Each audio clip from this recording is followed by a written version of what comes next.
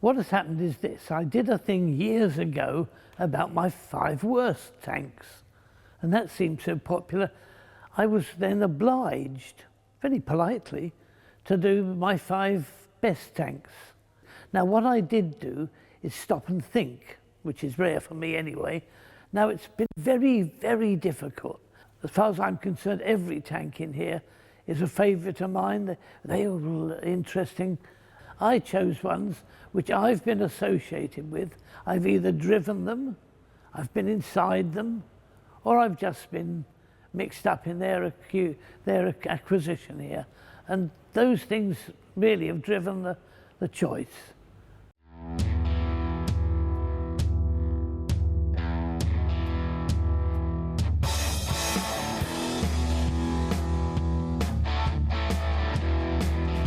Please remember to like, subscribe or click the little notification bell if you don't want to miss out on these videos. And I'd just like to say thank you to all our patrons for making this possible. Please join them if you can. Right, now this is the Independent. It was built by Vickers Armstrongs, probably about 1926, but not quite in the form you see it now. Now the reason that I have chosen it on the list of my own favourites isn't because I've driven it, because it doesn't go anywhere anyway. It's more or less glued to the ground. But I have spent a long time inside it, studying the controls and the turrets and how it worked. And actually that is probably more relevant. You had to get in through this side door, which is how they got the crew in. It's very undignified. You crawl in on your hands and knees, and you're allowed to stand up when you get in, but it's actually got 5 turrets altogether. The big central one has the 3-pounder in it. The other 4, like these 2, have the machine guns. 1 machine gun in each. And in the instructions that you'll read in any book you care to name, the commander who occupies that cupola thing on the back of the turret could actually tell from there where all his little turrets were pointing. Now it tells you that quite plainly, and it's absolute codswallop. It doesn't happen like that at all.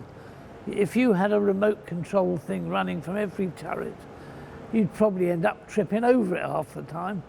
So it doesn't work. What you have got is a single drive from the turret ring to the commander in the cupola, which tells him how his turret is pointing vis-a-vis the direction of the tank.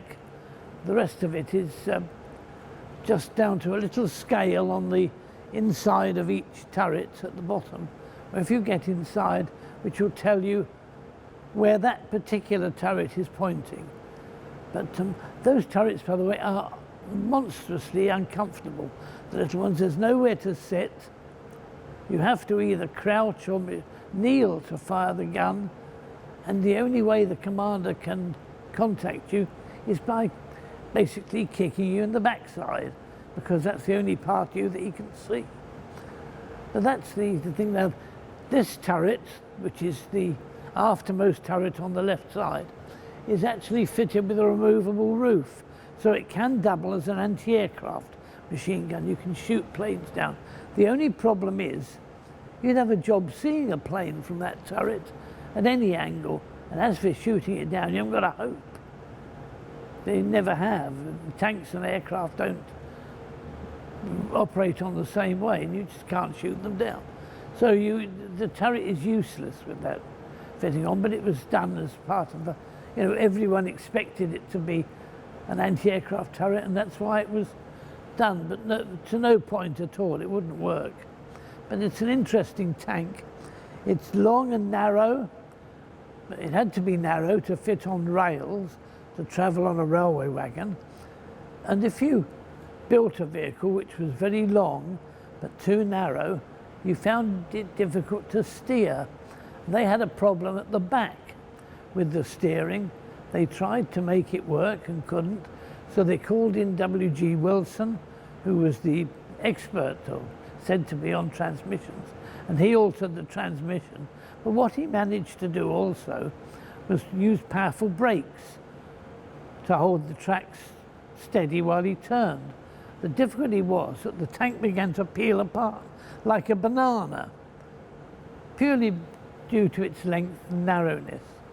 And the only way they could overcome it was to put a rigid axle across the back.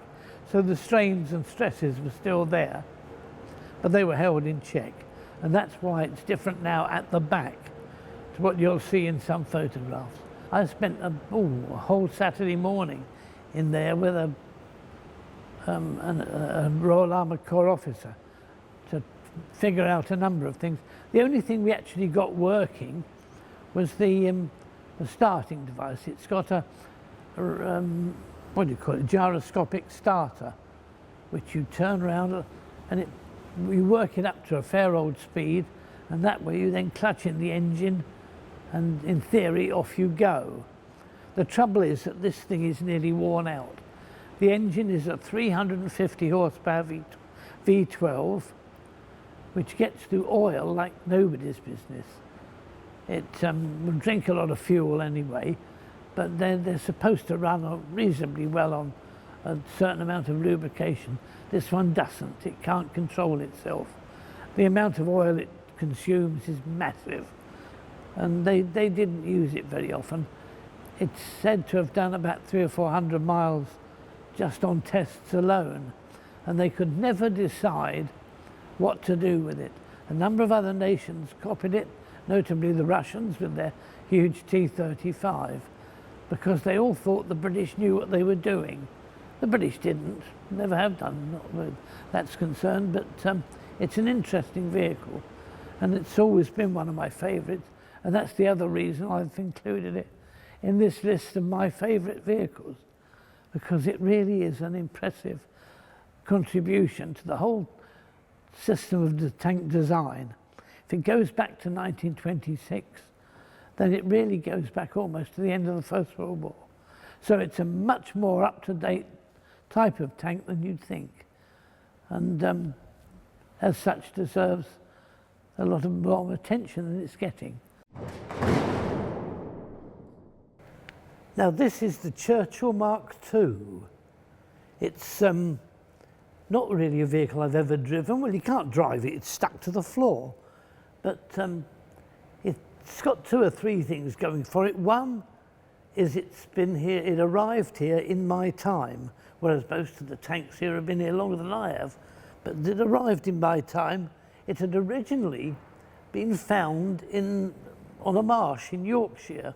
It had sunk in the wet and the mud, and that's why there's this sort of tide mark on it and this rather acrid looking armour on the side. It was dragged out of there well after the war and taken to the Museum of Army Transport, which was at Beverley. When the museum closed there, this tank was brought down to Bovington, and it pleased me because although we had a Churchill and it had been on display for years, this was the oldest Churchill that we knew of around about. So having it in this country and having it at this museum was quite something. We've got the last Churchill ever built, which is a Mark VII, but having this as well meant that we almost ran the gamut of the Churchills, which is something I'm very much in favour of. It's a tank I've always had an affection for. So from that point of view, it's quite an interesting find. Now the Mark II is the same really as all the later Marks. The same 350 horsepower Bedford engine, the same crew of 5, the same Merritt Brown gearbox. The real difference with the Mark II and the Mark I is the turret. It's a much smaller casting to take a 2-pounder gun. The Churchill was originally designed for a 6-pounder. Why they produced a special turret for the 2-pounder? Well, they could have done the same as the Canadians did with the Ram and make the turret of one size capable of fitting the 2-pounder or the 6-pounder when that was available, which we didn't do. We have 1,000 of these turrets actually made in the United States. They're quite a neat little casting. It's a rather complicated shape, but it's quite a neat casting for a 2-pounder. By the way, I've said it before, the machine gun's in the wrong side. It's actually in the sighting slot, but we shan't worry about that for the moment. Technically speaking, it's in the wrong side. On the 2-pounder, it was mounted to the right of the gun.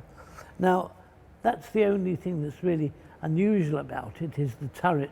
Because it's the American design, or at least the American production. The other thing is the side air intakes. You'll see them on both sides of the tank. They are the version done from the earliest Churchills. They're not normally seen on them. They get in the air from the top. With these early ones, they drew in the air from the bottom with all the leaves and everything else that was lying around on the ground. And it went in and clogged up everything inside. So it wasn't such a good idea. The Mark I, by the way, had a 3-inch howitzer in the hull. They only had 300 of those left by the time the Churchill came along, and it used up the last supply of them. So from the 303rd or 304th, I think it was, they produced the Mark II, which is the same tank effectively, but with an ordinary machine gun in place of the 3-inch howitzer in the hull. Quite a sensible arrangement in many ways. I've now found that they've got a Mark I in Canada, and in theory a Mark I is older than a Mark II, but not by very much. They're still one of the oldest of the Churchill tank designs you'll find anywhere, and that to me is what makes it interesting. Now this is the Hornsby tractor, built by Hornsby's of Grantham, up in Lincolnshire, a long time ago. In fact, it was built in 1909, and it was the very first fully tracked vehicle to be built for the British Army. Before that, they'd had one wheeled tractor converted to tracks, but this one was built as such, as a tracked vehicle. And in those days, they saw tracks more as a means of haulage than for climbing rough country and that sort of thing. And that's what it was for, to haul guns, heavier guns than horses could manage, or for that matter, any wheeled motor vehicle could manage. Now, the way it's built, the way it is designed, is around the ideas of a chap called David Roberts. And he was the managing director of Hornsby's. So he invented this track and the suspension system that was fitted to what is otherwise an ordinary wheeled tractor. And what he's got is a system of tracks, as you can see, cast metal and held together by links, with a thing on top here like a tray which contains wooden blocks. And the idea is that on a rough road or a metalled road, it will keep wearing them down, and it saves the metal. That's all they're there for. But it is quite unusual. The tracks themselves lock out. In other words, they'll go perfectly well round the idlers and sprockets at the ends, but they won't go the other way. They won't bend the other way. So having a suspension, as it does, the suspension works on the rollers, but not on the tracks themselves. So it's a little bit difficult. And when you drive it, as I have, I mean, it's quite good fun. You put it into gear and you let the clutch up, and you might as well go for a walk, except there's nowhere to go, because you can't do anything. The thing just rattles along in its own way. The only trouble is, from the driver's point of view, is that it has a terrible rocking motion. You can see how the tracks are slightly curved to suit this business of not folding the other way. And they cause the vehicle to rock. It's like a rocking horse, really. And the only way to stop it is to couple it up to a heavy gun. And then it ceases to rock, and that behaves normally, but you can't do that when you're just driving it around the museum. It's powered by a 6-cylinder engine. Up until 1911, they used to run this thing on paraffin. It would start on petrol from that little tank up the front, and then as soon as it got hot enough, they'd switch over to paraffin. Now, paraffin immediately reduces the horsepower of the engine quite considerably. It also generates a bloody awful smell, which most people can do without near a wheeled vehicle. But that's how it works, 6-cylinder engine. When after 1911 they accepted petrol as a natural fuel for any vehicle pulling munitions, it really had got a bit of life in it. Still wouldn't go very fast, in fact, hardly went at all. But it was quite an experience to drive it anyway. The drive sprocket is the one at the back, and the idler is the one at the front. You'll see the idler has teeth, and the reason is that when the thing's winching, which it does by standing still, all the rest of the drive has to be disengaged. So they use the teeth on the idler with a brake to hold the thing steady while it winches. It's got a lot of little things like that you just wouldn't think about, or you don't need to worry about today, but that's how it worked. And it really was an experience being up there driving. I drove it for a TV news item. I mean, they made me dress up in army uniform to do that. And I drove it around the museum. That was about all. But it was quite an interesting experience. So they always let me loose on the oldest things. They reckon if they broke, it would be my fault. You're well and truly elevated in the driver's cab here. You can stop very quickly. All you have to do is press the clutch down. The thing stops dead. But you really don't feel you're in control up there. You get a good view, but you haven't got the control of what's going on down here because you can't see it. But that's the nature of the beast. It is unusual, but as on any early vehicle like this, you'd expect it to be a bit different and difficult to drive because of the chap who thinks of the track can't think of everything. And one or two of the controls up there probably aren't necessary. You end up more like a signalman on the railway than a driver with so many levers to pull. But that's really the reason I've chosen it, is because I was once the driver of the thing, and I don't think it'll be driven again.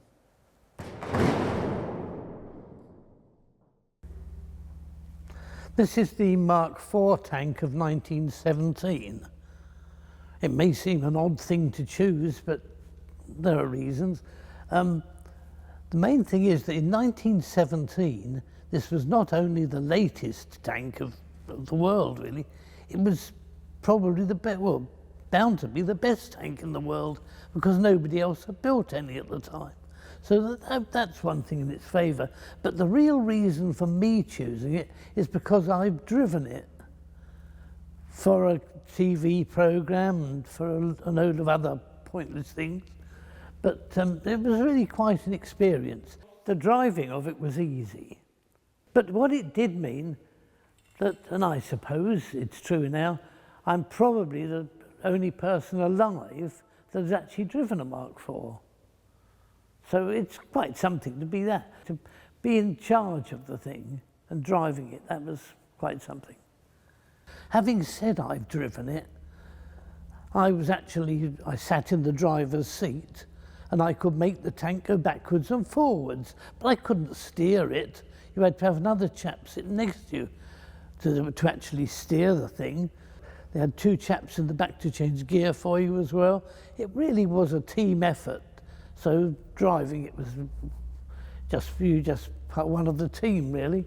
But it was quite an experience. And the Mark IV was a 28-ton tank. This is a male. It's armed with 6-pounder guns. There was also a female armed with a couple of machine guns, but that was a different thing altogether from the outside anyway. Inside, it's powered by a Daimler engine, and that's a British Daimler, a six-cylinder engine of 105 horsepower, built by Daimler in Coventry. It has nothing to do with the German company at all, purely a British or a British-American thing, really. It was also the tank built in the largest numbers. When it first came out, it was really the main battle tank, the only one. And it did very well. It fought at the famous Battle of Cambrai, and it was Well, it was in battle really from the start of the summer of 1917 right to the end of the war. So it did see the war out as a fighting tank, which is quite good. You'd think with the engine behind you and the noise it makes, which is quite considerable, that you couldn't communicate well inside of one of these tanks. You couldn't talk to anyone, that's for sure. You couldn't make yourself heard or even think straight. There were 8 members of the crew altogether, 4 to do with driving, the other 4, 2 on each side, working the guns. There's no suspension. Each one of the little pinpoints you see down here are the rollers which roll on along the track, and the track of course touches the ground. There are no springs at all. Whatever you go over, you bump over, and you know it almost at once. Even the slightest bump in the ground is accentuated inside the tank. They're very thinly armoured, 12 millimetres at the most, impervious to small arms fire, but nothing else. They aren't meant to be. And they're also meant to be close together. One of the things we learned was we went to Cambrai and we were touring the battlefield by car, and I remember saying to one of the young lads in the car with me that a whole tank battalion went down this valley. He said, good heavens, with Challenger or one of the modern tanks, they could hold the entire valley with 2 tanks. They wouldn't need more.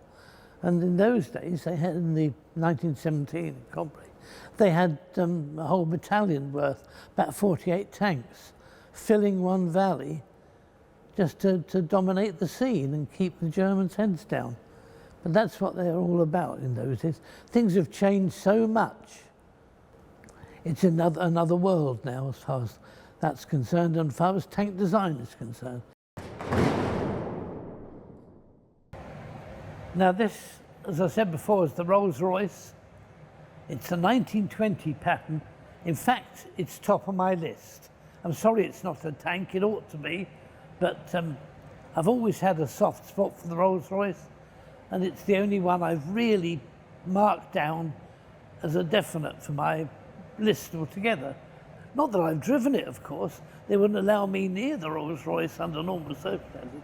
But I've stood in the back and I've been the trafficator, if you like, holding my arms out left and right when we're turning, and that sort of thing, which is regarded as quite essential when you're shut down inside an armoured car.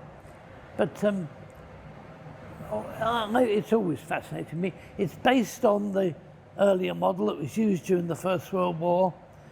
It's very difficult for someone who hasn't studied them to tell them apart, but in fact, it's quite possible to differentiate between a First World War car and one of these 1920 pattern, which are, in reality, the first of the armoured cars built for the interwar and the Second World War period.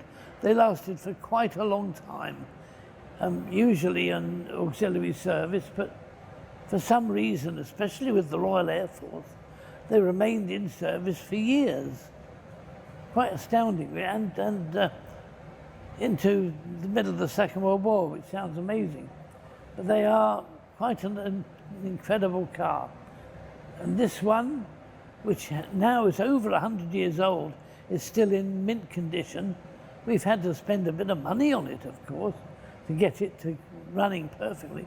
But it's got a Rolls-Royce Silver Ghost engine in the front, and about 12 millimetres of armour at the most in 1 or 2 places, mostly about 8 millimetres, which isn't very much.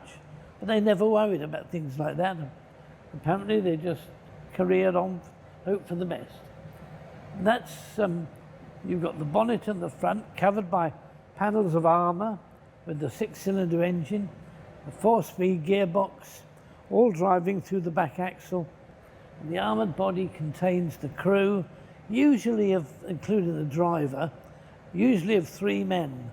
That's the commander, who lives in the turret and appears at the top on odd occasions, the driver himself and a machine gunner, and that's how they managed.